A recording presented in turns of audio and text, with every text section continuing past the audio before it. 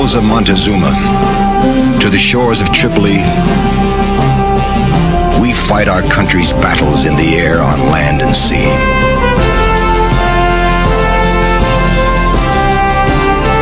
First to fight for right and freedom, and to keep our honor clean.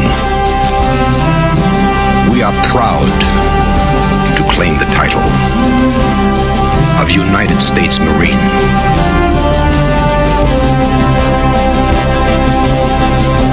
On November 10th, 1775, a few young Americans got together, and they were called Marines.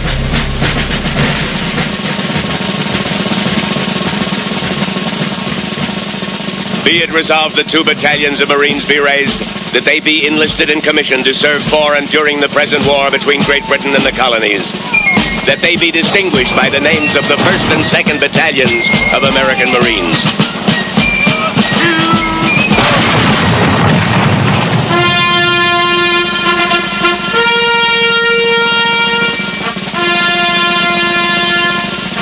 These were the men called Marines. One whose words you will hear was Captain John W. Thomason. The time was 1918. The place, France. But what John Thomason wrote about his Marine comrades speaks for every man who has worn the uniform, from 1775 to today.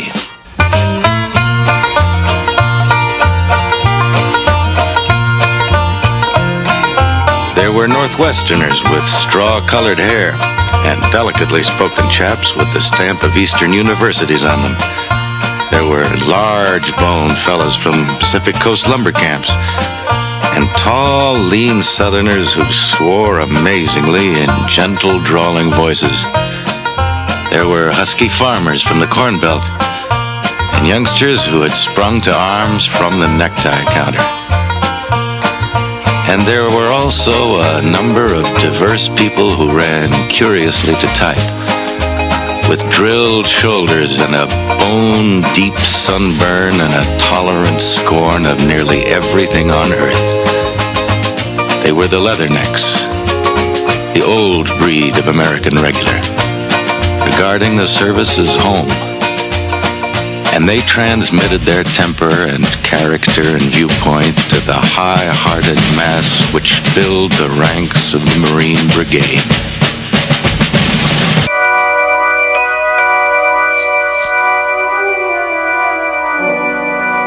There is nothing particularly glorious about sweaty fellows going along to fight.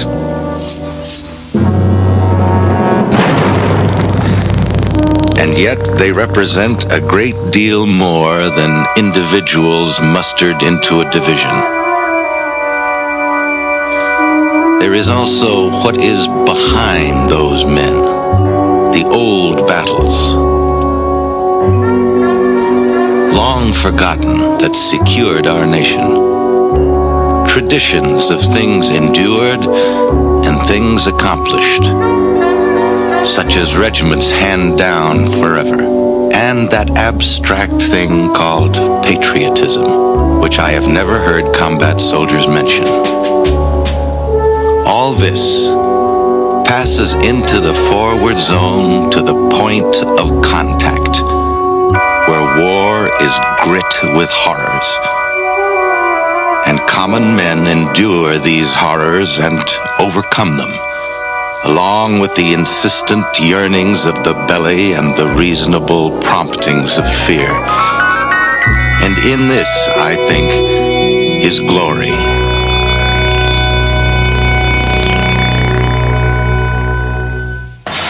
What John Thomason described so long ago is alive today. The same iron character of the old Corps is still being passed on by dedicated drill instructors. Do you understand that? Yes, sir! Get on my bus now! Every effort to train you, even after some of you have given up on yourself. Now, platoon 3049. They teach determination and commitment. This is where Marine team spirit begins. Taking you along will give you the ability to subdue your opponent without using deadly force.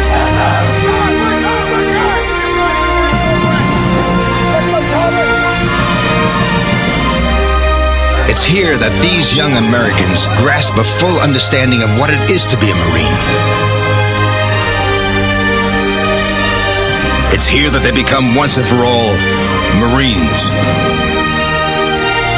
That noble inheritance of tradition and honor is carefully handed down. All the valor and glory that Marines have accomplished on the battlefields of American history is a heritage that's still very much alive today.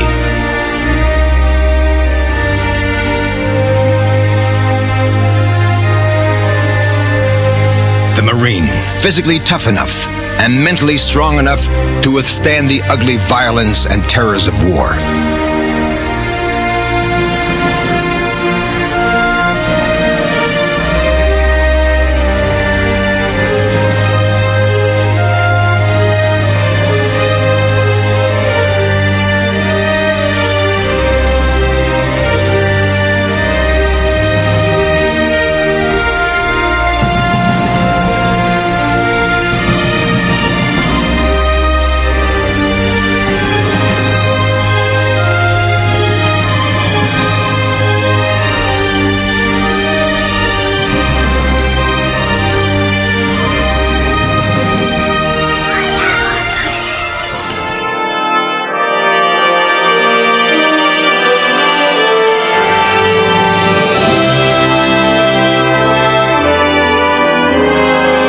They came from the east and the west, the north and the south, the cities and the farms, all drawn together by a common challenge and a privileged reward. The right to be called Marine, to share the traditions of an elite corps.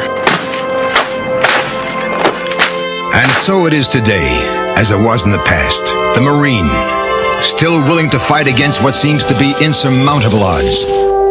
The Marine, still able to move forward into the heat of conflict with a comradeship and loyalty that's still very much alive today.